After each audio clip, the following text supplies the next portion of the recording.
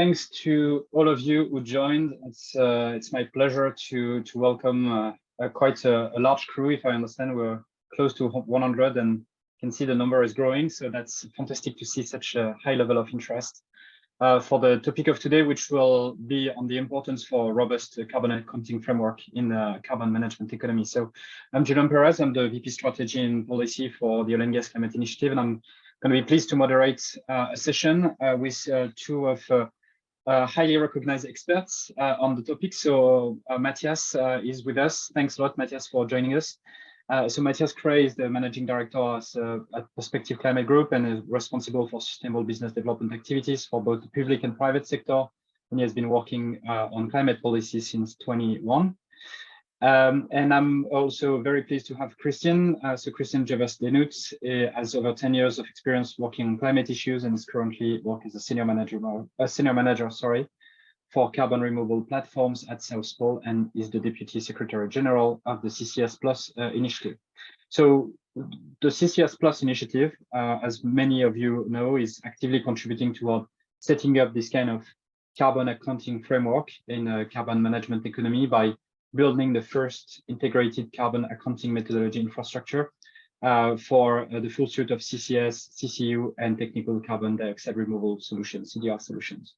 So this webinar is part of a webinar series. Some of you may have joined as well the previous session that we organized on all of them on the CCUS Hub website, but it's designed to gather regulators, developers, industry leaders, and have them discuss the most recent news around CCUS related topic.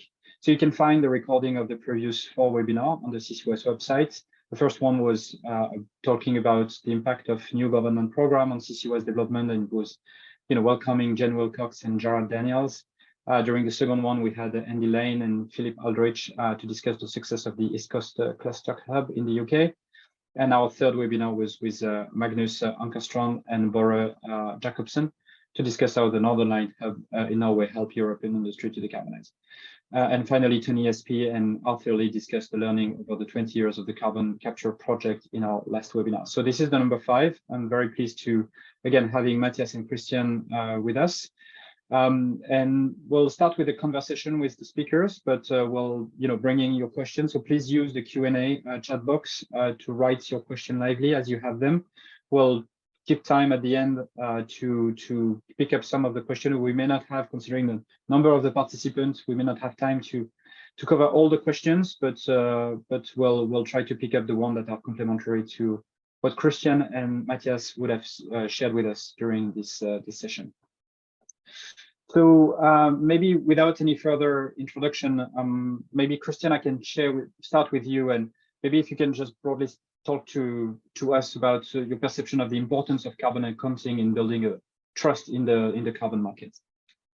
Yes, of course. Thank you so much, Julien. I really appreciate being here and introducing the CCS Plus initiative to all of you who are listening in today. What we'll do is address a number of fundamental concepts and issues related to carbon accounting throughout the various questions, and try to go also deep into the sort of technical approaches that we are taking before sort of trying to put it in the wider context of the importance of the solutions that we are covering for our wider climate action efforts. But just to touch really on the matter of carbon accounting as an entry question and how that is building trust in carbon markets and what the importance of that is I would like to just zoom out briefly and place this concept of trust in a broader set of issues, namely that for many of the projects we are talking about to ultimately be successful and to scale to the kind of volumes that we need them to scale, be that CCS, CCU, leading to either reductions or removals as mitigation outcomes, we need obviously the technology, we need the financing, we need the infrastructure, we need the public acceptance. But underpinning all of that is trust. In the absence of trust in ultimately the accuracy of the mitigation outcomes that are claimed by such projects, we will not be able to scale this market because investors ultimately will not come to these projects in order to provide project financing. Buyers of the credits will not be able to buy those credits. They will not be able to justify internally to their procurement people why they have bought certain credits and what they truly mean. And therefore, carbon accounting is a trust building mechanism. It allows us to pinpoint the source of the CO2 molecule and its destination and everything that happens in between across a particular project value chain, having set, of course, accurate project boundaries. And so carbon accounting fulfills that trust building function, but it doesn't necessarily mean that just the act of carbon accounting is sufficient, because if there's a wide variety of project if there is a wide variety of the same project types being deployed across the world and they all use different carbon accounting methodologies, then ultimately this will still not build the kind of trust that we need, because it doesn't allow us to compare projects to one another and ultimately have the same kind of quality assurance approaches in place. And that is why, as the CCS Plus initiative, and Matthias will talk about that in a moment, and we are trying actively to push for further standardization of the carbon accounting methodologies, so that ultimately they can serve as the kind of trust building mechanism for market scale up that we need. You're mute. Sorry.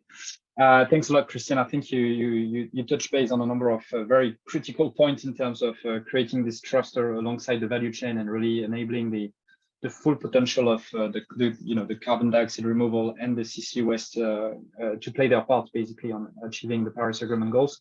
Matthias, Christiaan quickly mentioned the CCS Plus. Maybe you would like to share a little bit more about the rationale behind the CCS Plus initiative to build this CCS accounting framework. Yes, Julien, thank you very much for having me and us here today, and thank you for the excellent question. And I would like to answer it by sort of building on what Christiaan has just said. He said sort of we want to, as CCS Plus, push standardization and harmonization. Christiaan, I think that's how you called it. And for that, we need convincing arguments for why the CCS Plus initiative approach, and that is something that I really want to share with you in the next sort of couple of minutes in my response to the question that Julien just posed to me. But let's maybe start sort of with the big bang of the CCS Plus initiative, in the sense of why did we start it? And it was clear that around 2 years ago, 2 days would have been great, 2 years ago, it was clear that carbon management projects need and will continue to need economic incentives to be viable and to be implemented. And South Pole Perspectives and another of companies, our partners, had a lot of experience in carbon market project development, and we saw the carbon market and the revenue through carbon credits as a very vital source of revenue for carbon management projects in the future. And 2 years ago, there was a glaring gap in the sense that there was almost no methodology available for carbon crediting under an ICROA-based standard. Trust is important, so also ICROA is important, and the methodologies that are approved under ICROA-approved standards are important. So when we started with the first founding partners, we wanted to develop a high-quality and integrated carbon crediting methodology. Now, what does this mean, high quality and integrated? What do we understand when we talk about these things? Well, it means that, first of all, we wanted to learn from the past. There was 20 years of experience in developing carbon crediting methodologies, starting with the clean development mechanism under the UN. And there were certain things that worked, and there were certain things that didn't work, and there were certain things that we assumed wouldn't work if we are talking about CCS projects, because we are talking about a value chain approach. And so our first way of doing something high quality and integrated, our first thought was, well, we want to combine top-down and bottom-up approach to developing this framework. We want to do this for all kinds of carbon management projects, and we want to do this consistently and with a broad application potential. And this means in terms of scope, in terms of approach, and in terms of definitions. And we wanted to have an approach where you, in a plug-and-play fashion, can combine different activities in the value chain in a harmonized framework. And that's why we've decided to have an approach where we have a methodology that is like a motherboard, in PC terminology, where you can connect all the different parts of the value chains to in a meaningful way, and that would be able to communicate with each other and achieve the accounting that Christiaan has just mentioned that would build trust. So we are developing at the moment a CCS methodology, and the CCS methodology is meant to be the motherboard for activities on the capture side, activities on the transport side, and activities on the geological carbon sequestration side. And we are developing a CCU Plus methodology that is meant to be the motherboard for the use of long-term use of the CO2 captured and transported to the ultimate use point.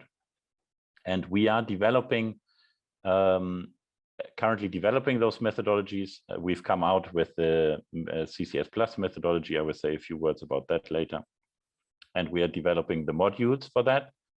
And this is very different to the methodologies you find under other standards that are usually bespoke, fairly limited in their application, and based on a button-up approach, which mean that if at the same time, if others are working on those methodologies, it will be hard to connect them in the value chain approach that we need. And Vera was involved in the very early phases of the CCS Plus initiative, was very interested in having those discussions and supported this approach from day one.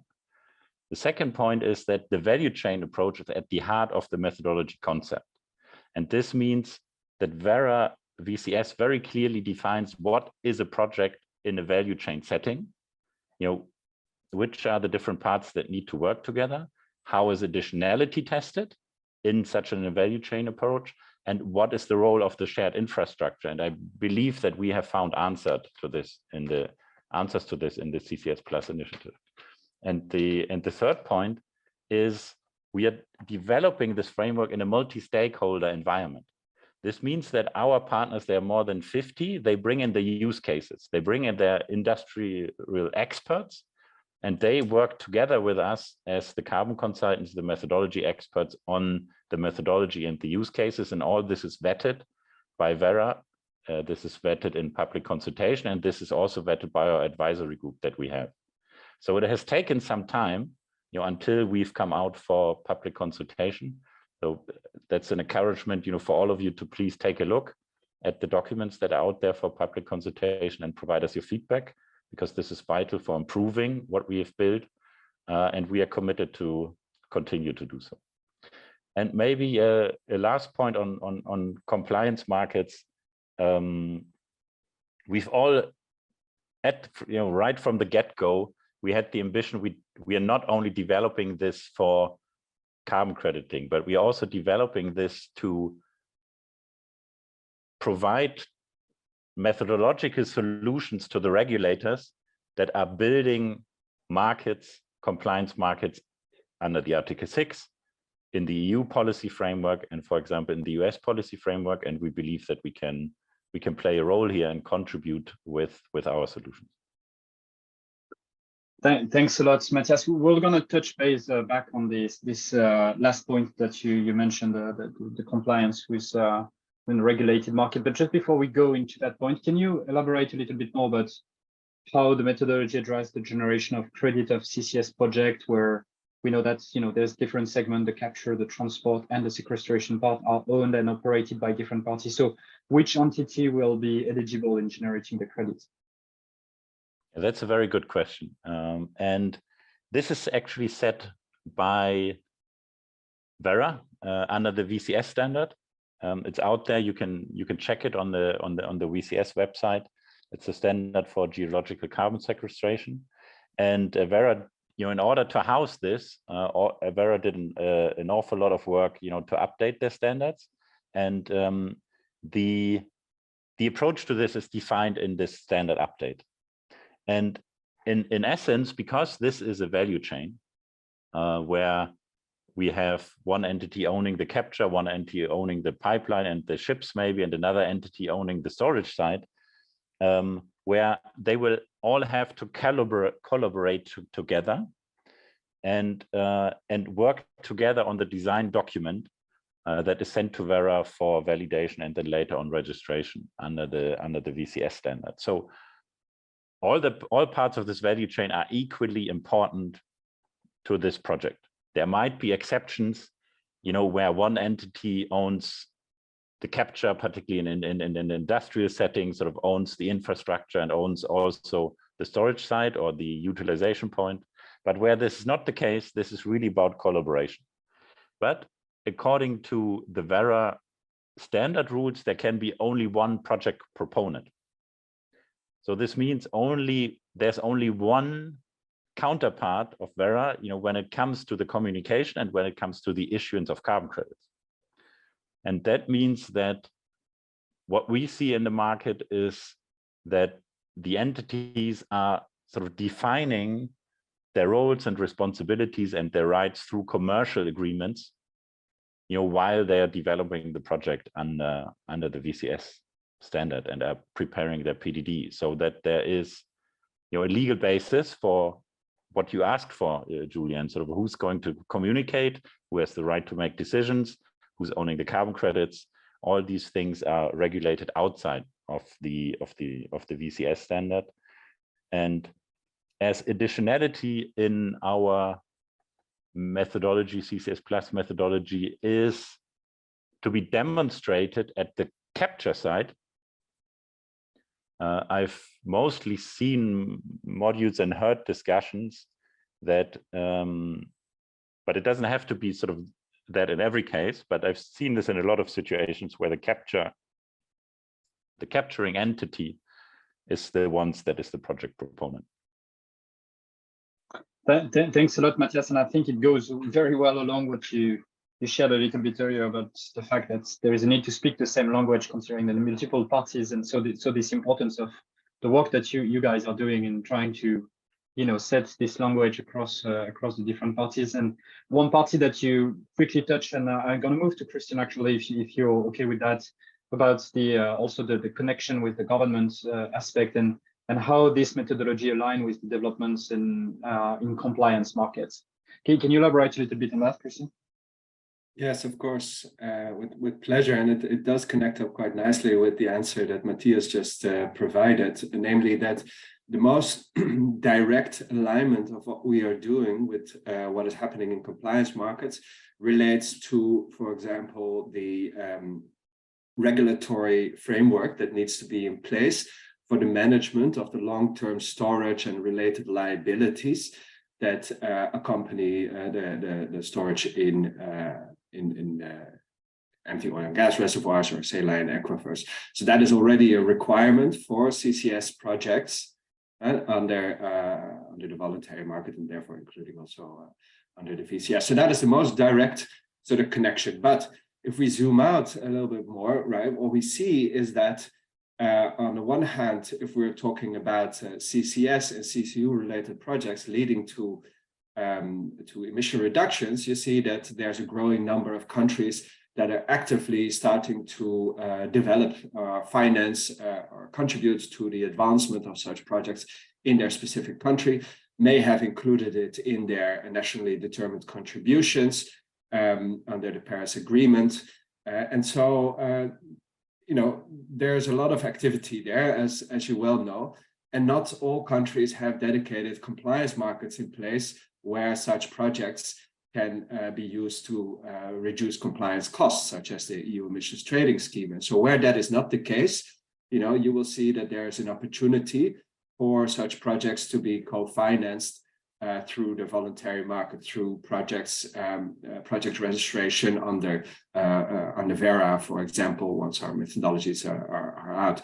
So that is one aspect. Now, another aspect is that if we're talking about carbon removals, engineered carbon removals solutions, such as direct air capture and storage or bio-CCS, storage of CO2 in materials through product mineralization, you can see that none of those solutions are at this point in time in any regulated market considered eligible for compliance purposes. And so there is a pathway from here today, 2023, to, in the case of the EU, 2030, to use the voluntary market as a kind of staging ground to develop the quality assurance requirements, to have those early stage projects, to build scale up until the moment that that removals might be taken up in the EU ETS. Now that is in the EU context, so that's just the EU, right? But if we look, for example, across the pond,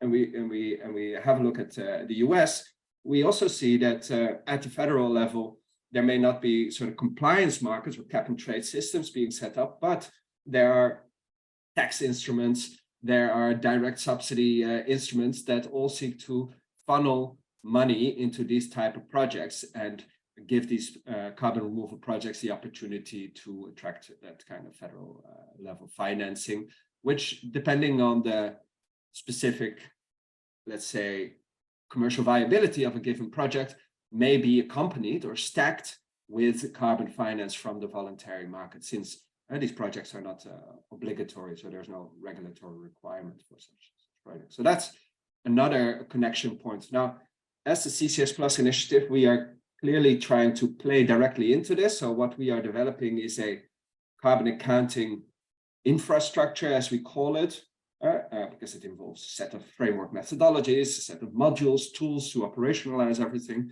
etc. And we are positioning this as compliance grade.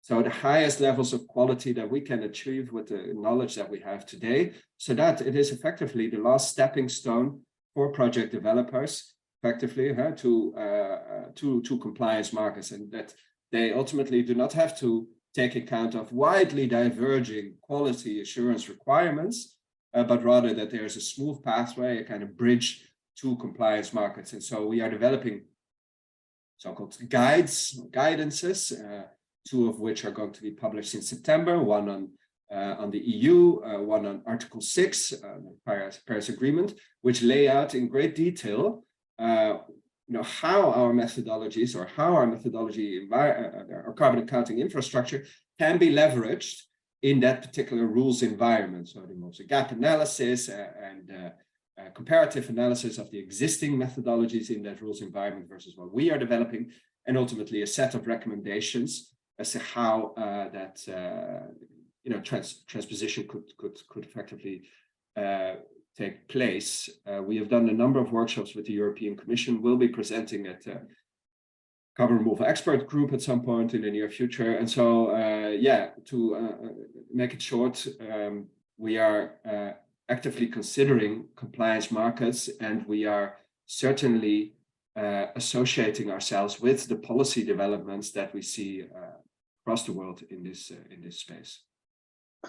And that's probably going to be some point that's going to continue as part of the discussion that will happen at the COP probably this year. We know that CCS is going to be getting some significant traction at that moment. So thanks for making that work. It's quite important to create that bridge, as you said. We have quite a number of participants that are coming from, oil and gas operator or the oil and gas value chain today at the call. So maybe to you, Matthias, a specific question on how do you see the role of the oil and gas industry in unlocking those projects and more broadly, like playing in the carbon markets? Yes, we do have a good amount of oil and gas industry representatives in the CCS Plus initiative. Also beyond, we also have industrial emitters, we have research institutes and technology providers, but we do have a good amount of oil and gas companies in our membership. And what we hear from them is that they see themselves, providing opportunities for enabling the capture project, in the sense that geological carbon sequestration, if we want to scale this market, is an important part of the solution, and the CO2 needs to go somewhere. We need time until we have found and innovated on the long-term use of CO2. So the storage sites, particularly the depleted oil and gas fields, do play an important role in that carbon management economy. and in enabling carbon crediting projects to go off the ground in this sort of, I explained this already, it needs to be a true collaboration across the value chain if you want to submit a project to the VCS. And second point is the pipeline infrastructure that is existing and is important to enable those projects. And including the CCS project, but beyond carbon management projects, I would say the oil and gas industry is sort of traditionally an industry with strong balance sheets, and I therefore think that the industry can play a very important role in financing carbon management projects as well as other projects, as well as the innovative technologies that the carbon management economy will need. And we actually see this across our membership also, that sort of the large players are looking very closely at investment opportunities in this new and nascent market. Thanks, Matthias. And maybe if I could add something, is potentially as well the role for, I don't know, the state-owned company or national companies to make the bridge that Christiaan was mentioning, creating this relationship with their mother governments, considering for some of them they have of course a very prominent place in the overall landscape of their national players. But that's great. I mean, to see that there's a number of skill sets that this industry could bring to accelerate the development of CCS project under the umbrella of this framework that you described a little bit.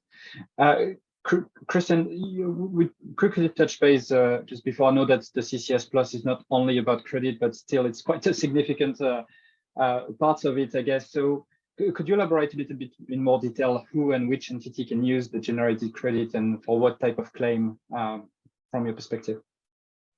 Yes, of course, with pleasure. But let me before I do that, take a brief step back and sort of build on the previous question and the one I answered before that, which is that I think it's very important to understand, and just to drive home that point, is that what we are doing with the CCS Plus initiative is we are developing an integrated and comprehensive carbon accounting infrastructure, allowing a large variety of project value chains involving capture, transport, and storage, subsurface, above surface, or even in the future short-term CCU solutions, to be covered in a single environment in terms of their carbon accounting. And that has never been done before. And it is important to note this because it connects up with the emerging understanding that what we need to develop as society is industrial carbon management markets. The EU speaks about this in its, will be speaking about this in its upcoming CCUS strategy later this year. And so this is not just about, point-to-point projects. This is about, developing industrial hubs and clusters involving industrial carbon management. This is exactly what in the US and in the EU is being steered at. And so there's a clear role for the oil and gas industry as an important participant, fulfilling key functions around, in particular, the storage piece, but certainly also perhaps around, short-term CCU-related matters, or obviously in the petrochemical industry and the capture of such emissions. Is a clear role for the oil and gas industry in this, in this industrial carbon management market, and finding that role and highlighting that to the wider public in terms of raising the awareness, especially in the run-up to COP, right, is quite quintessential. And I mean, I don't want to be. Now I'm just speaking also on my own behalf here. I think the last thing we want, including the oil and gas sector itself, is to be seen as using these solutions as an opportunity to continue with business as usual, without any true clarity around the transformation pathways that such companies might be going through, or for that matter, the a precise identification of the role of such players in this wider set of stakeholders that are involved in this industrial carbon management market. So I think that is quite important, and it connects up directly to the question around who and which entities can use the generated credits. I mean, there's the piece around credits. Now, this is the voluntary market. And then there's the piece around sort of providing services as part of such projects in a compliance environment, right? But if we're talking about the credits, then let me just say upfront that the CCS Plus initiative is a technical platform. We are developing technical outputs, and we shall not and cannot and do not have any mandate to determine in any way how any of the generated credits might be used by any given entity. And so surely I have personal views about this, Salvo has views about this, Perspectives and Matthias will have views about this, but this is not the time and place to air them here, as we are not here in an individual capacity. And so I would strongly like to refer to three particular entities, authorities that some might call meta standards, and they include the ICVCM that has determined through its core carbon principles what are considered to be high integrity credits. Refer to the VCMI that has determined what considered to be legitimate claims, right? And such claims, environmental claims related legislation is of course also being developed at the regulatory level by the EU and the US, amongst others.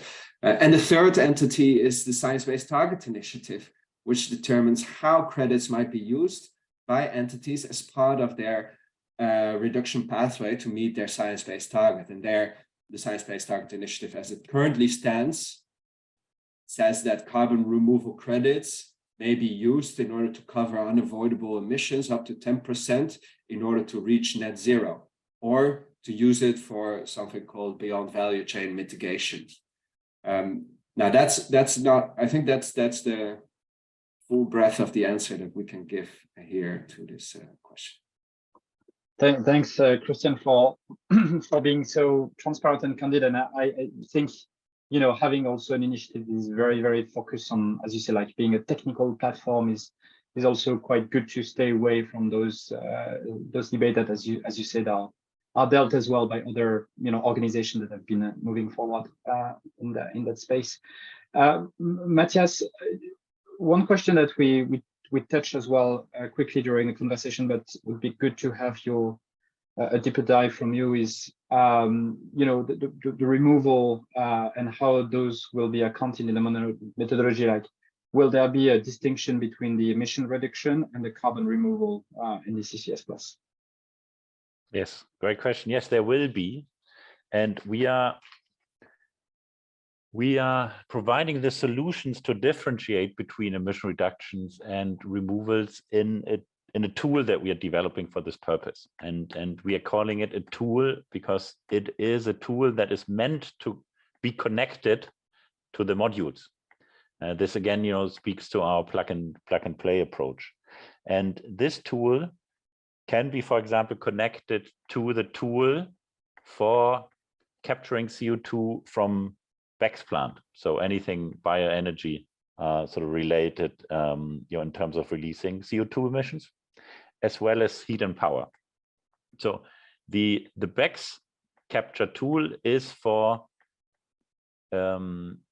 projects where the source stream of the bioenergy, that is later becoming CO2, is mainly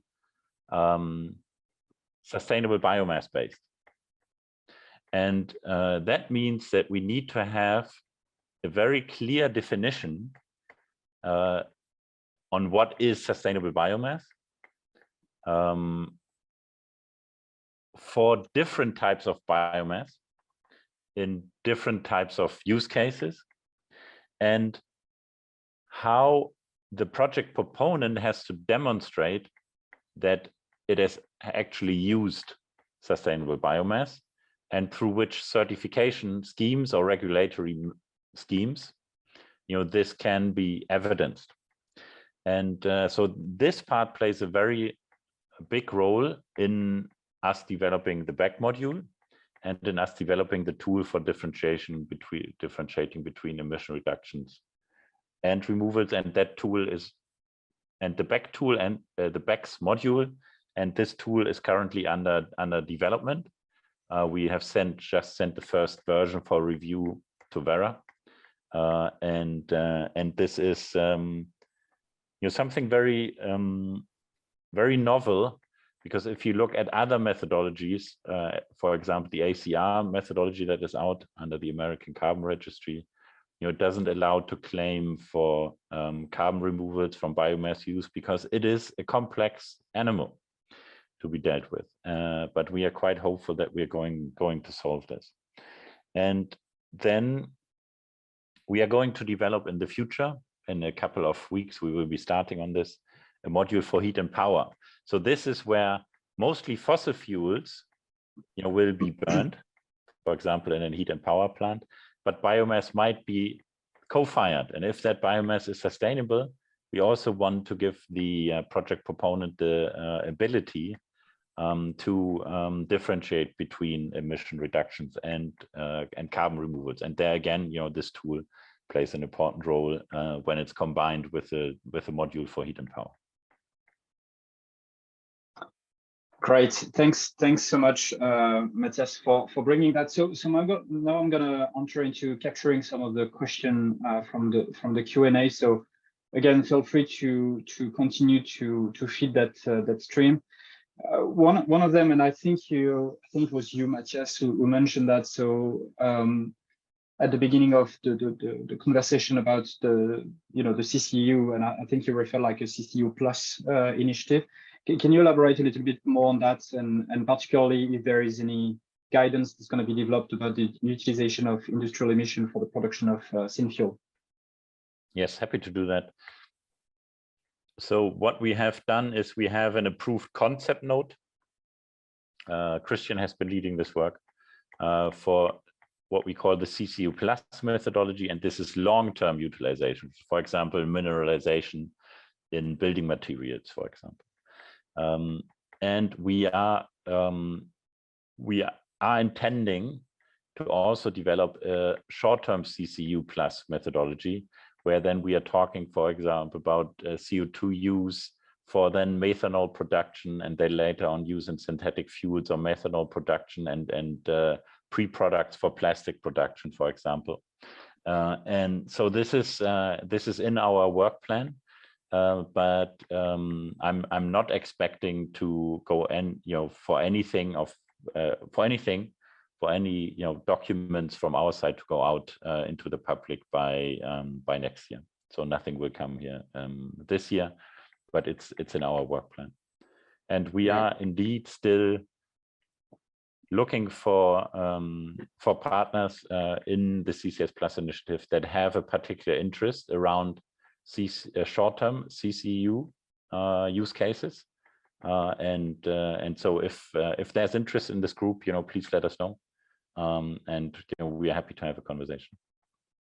Yeah, thanks. Maybe I can just add to that, Matthias. I think it's important to emphasize that the CCU framework methodology that we are developing is only for durable storage of CO2 in materials that might be used for construction products or otherwise. And so this means that there is effectively in the kiln often a molecular binding of the CO2 molecules with the molecular structures of those given materials, meaning that the CO2 cannot escape later on in its lifetime of that material, unless it is reheated to, let's say, 1200 degrees, either in a kiln or because of some, volcanic eruption or something. So effectively, this is durable storage, fairly comparable to geological storage. And together they form a kind of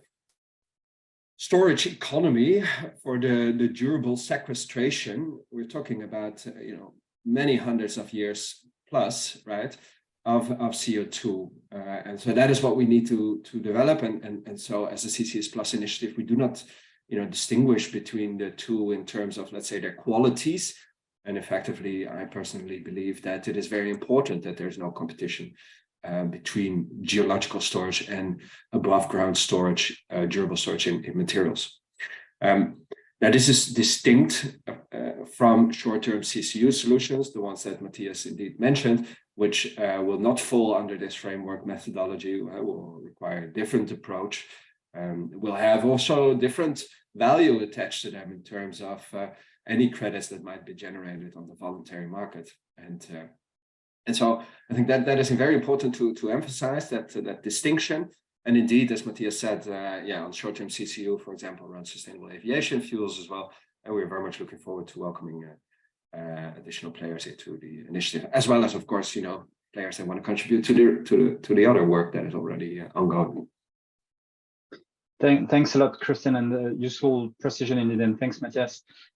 There was a question as well, and maybe it's going to you, Christiaan, first, which would be to explain a little bit more the harmonization process and effort of the foreseen carbon methodology standards may look like. And like the person who asked the question highlighted in particular the example of the various EU countries with different CCUS projects. And so what would be needed from your perspective to push for further harmonization? Yeah, of course. So the way that I see it, if we look at what is happening now, let's take engineered carbon removals as projects as an example. What we see is that up to a few years ago there were a lot of project specific or bespoke carbon accounting approaches, methodologies being developed. Not everything transparent, being tested with the scientific understanding of the solutions and let's say climate benefits they may generate of that time. Now, as we gather more scientific understanding of the solutions and their impact, as we develop as society, new iterations of these carbon accounting approaches, you see that carbon accounting methodologies now are no longer so bespoke, are much more transparent, are developed in the framework of standards that fall under the International Carbon Removal and Offset Alliance, ICROA, which in itself becomes then a stepping stone for further iterations that ultimately lead to standardization, because the best approaches, best practices will win the day and then subsequently get embedded in legislation and regulation, and that in itself will lead to further standardization. So because by that time, once some, carbon accounting approaches will be taken up in legislation, they are applicable to each and every actor falling under the or present in that given jurisdiction and being targeted by that legislation. So I would imagine that, let's say 10 years, 20 years down the road, we might see a number of critical jurisdictions or markets where these projects are developed that have their standards, so that you might have, let's say, a handful, 3-4 standards across the world that are considered generally to be of high enough quality in terms of their carbon accounting approaches. So there's a process we have to go through that we as CCS Plus try to feed into, a race to the top in terms of carbon accounting approaches, not a race to the bottom. And that is why we are engaging regulators as well. And so in response to the point around sort of how various EU countries deal with different CCUS projects, that is ultimately going to be the European Commission, that will define what should be the standard for the accounting of the mitigation impact. And so national standard setters, such as in this case, the question came from somebody from the Dutch standards organization, will ultimately need to follow this approach of the European Commission down the line. Mm-hmm.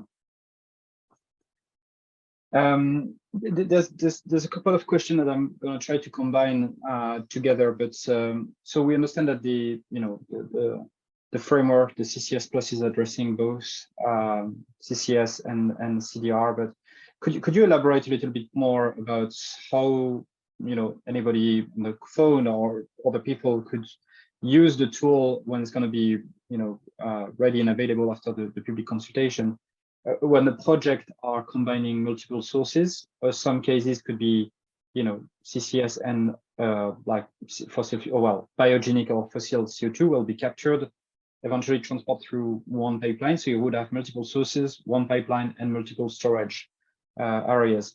Is this something that you've encompassed into the approach of the CCS Plus? Yeah, I'm happy to take that question. Great question. And yes, we do. And let's make a practical example. The technology or the project type that has been mentioned and is indeed a complicated one is waste to energy. So let's assume that we are, and we can even draw in the regulatory landscape into this as well. So let's think of an example where we have a couple of waste to energy plants in continental Europe that want to capture the CO2. When the CO2 is captured, it would enter into a shared CO2 transportation pipeline. So all three, the CO2 from all three sites would go into one pipeline, and then to this pipeline there will be other CO2 from other plants connected to as well, and all this will go into one storage site. And let's not forget that by 2028, the European Commission wants to include waste to energy plants in the EU emissions trading scheme. So how will this work? First of all, on the CCS Plus methodology side, the waste to energy plants will use the BECCS captured module. They will use the transport via pipeline module, and they will use the storage, let's say, in a depleted oil and gas feed module, together with their partners that operate the pipeline and that operate the storage site. And they would use the tool for differentiating between emission reductions and removals while they operate the waste to energy plant, because what this tool will require them is to differentiate, or it will help them to differentiate between the fuel used, the input into the waste to energy plant that was biogenic based, waste is considered a sustainable biomass, and the other types of fuel. So they would use that to say how much of the CO2 is of biogenic and non-biogenic origin that they would capture. Only the one of the biogenic origin would be eligible to use for removals, for carbon credits based on removals. Now this CO2 is entering the pipeline and it's mixed with other sources that some of them might be carbon crediting sources of the CO2, some won't. And there we have a tool for differentiating between carbon crediting and non-carbon crediting CO2. This is done on a mass balance basis, for example. There are other options, but on a mass balance basis will be easiest.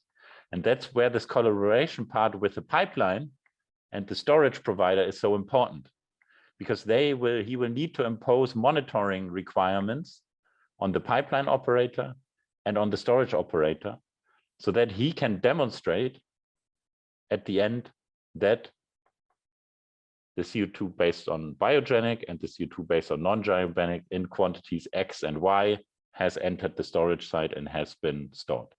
So we provide all the accounting infrastructure for that in the CCS Plus initiative. And in the next round of public consultations, there will be the BECCS capture module, and there will be those tools ready for public consultation that I just mentioned. And just the final piece on the EU emissions trading, to also include waste to energy plants.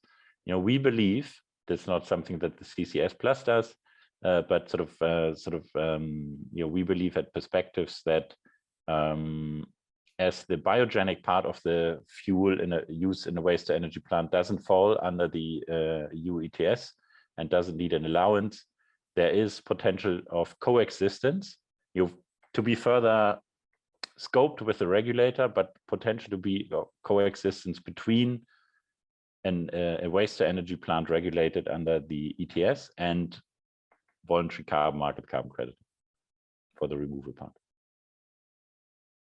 Thanks a lot, Matthias. And I guess that's to clarify as well the approach by module that you had to be able to combine those different type of framework that you've set to the different partner that will be part of this, multi-party PDD design and so on. We received quite a lot of questions, so I'm sorry for those who have asked questions if I don't have the time or we don't have the time to capture them. But there's two questions that I think relates to each other, which are related to how the CCS Plus methodology incorporates into other like global standard, other global frameworks. So one is related to the storage management system, accounting framework by the SPE or the ISO standard. Is there like a willingness from the CCS Plus initiative to merge and to be integrated into this kind of more global tool?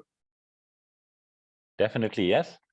So, for example, when it comes to the storage module, you can see this in the saline and aquifer module and also in the methodology. What we are doing sort of builds on international best practice and standards. So that's US EPA Class 4. This is ISO. These are the EU requirements for site selection. So what we have done is we have scoped together. We couldn't do this alone as carbon consignants. We need the practitioners, that are part of the CCS Plus initiative on this, to help us identify the best practice and then derive from those different regulatory schemes the essence to say, okay, this is what we find in all of them, and that's what we are setting as the benchmark. So sometimes they can be used directly, if a site, is US EPA Class 4, certified, then this will work, and the same for you. So we have for sure taken them into account. Thanks. There was a. I mean, we went quite deep into the details, and thanks for being so clear, Christiaan and Matthias, on your answer. There was a question which was a little bit more, helicopter view or philosophical, let's say, which was related to the fact that, there's been quite a number of years now, a number of decades that the carbon trading scheme have been ongoing, and there's been like a mixed perception, mixed results, and somehow suspicion from publics when it comes to the provenance, the credibility, the additionality of this credit, and so on. So I think what you've said a little bit of it at the introduction, that this is about accounting framework. But from your perspective, maybe considering your level of expertise, is there anything that needs to be different and be done differently from the CCS advocates to not lead to the same level of results? That's a great question. I loved that question when I saw it in the Q&A section. And it's, we could spend a whole webinar on this. I would, and we had the pleasure at Perspectives, for a client to just review the different carbon credit rating agencies and their approaches. And there will be, I'm expecting in a couple of weeks, a report out there in the public domain for everyone to read. And sort of my main takeaway from that was, and carbon credit rating agencies are sort of, contributing, let's say, to this debate quite actively, and they're asking for other approaches, new approaches to be used. And one of their main criticism is that traditionally in carbon crediting, you are fixing at a certain point in time, which is the time of validation of the project. You are fixing the baseline scenario and the additionality. And regardless of what is happening in the first crediting period, at least of the project, and that's 7 or 10 years, nothing has changed. And on that basis, you'll get your carbon credits certified. And there are particular project types, for example, RED Plus, that have been on that basis heavily criticized, because how can you fix at a certain point in time at validation, what the rate of deforestation, for example, is going to be. I'm just picking one example. Mm-hmm. And I think that for carbon management projects, there is an advantage here, because what I would say is that in most of the cases, the baseline credibly is no capture. In the absence of a scheme, that would mandate the operator to do so, and there is, in terms of additionality, also a fairly clear case, and the additionality tool that is part of our methodology, that is also gone out for public consultation, is very clear about the additionality is to be tested on the capture side, and you have to take into account revenues that are for example come from subsidy schemes or sort of other types of revenues, and you have to take them account as revenue in your IRR calculation, and to make sure that there isn't a project that is sort of fully funded through other means than carbon credits and gets registered. So we have been very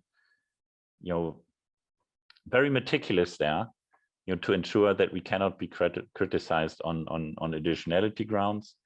And there was also a question, what can the CCS industry do? I think that's a great question, and I think it's around permanence. How is permanence ensured? And B, how is it ensured that there is no unintentional leakage? Actually, same as permanence, sort of the other side of permanence, if you will. But also, what's going to happen if there is unintentional leakage? And VCS is actually using a buffer approach based on a risk assessment of the site, of the storage site, and that's a very thorough risk assessment. And the higher the risk of the storage site, the higher the amount of the mitigation outcomes that will not be issued, but that go into a buffer pool.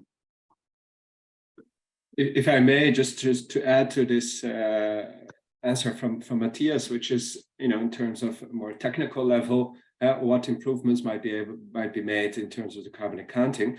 And there is something else, which is the governance of the voluntary market at large, which has been criticized as well. And it is true that this market was built not for these kind of massive projects involving lots and lots of money. And all of this, the entry of these projects in this market takes place against the background of a foreseen growth of the voluntary market to many times its size today. And so surely, there are innovations needed, improvements needed in terms of the governance of the voluntary market. And so that's not for CCS project developers, but it is for standards to do that. And so, in addition to what you can do as a project developer, it is sensible to also keep an eye on what might need to be done in terms of improving the governance, the transparency of the governance of the voluntary market at large. Thanks a lot, Christiaan and Matthias. I think we will have to unfortunately end up on this question, but I agree, it was quite an interesting one because it touched a number of topics and would deserve, as you say, Matthias, probably a full session on this.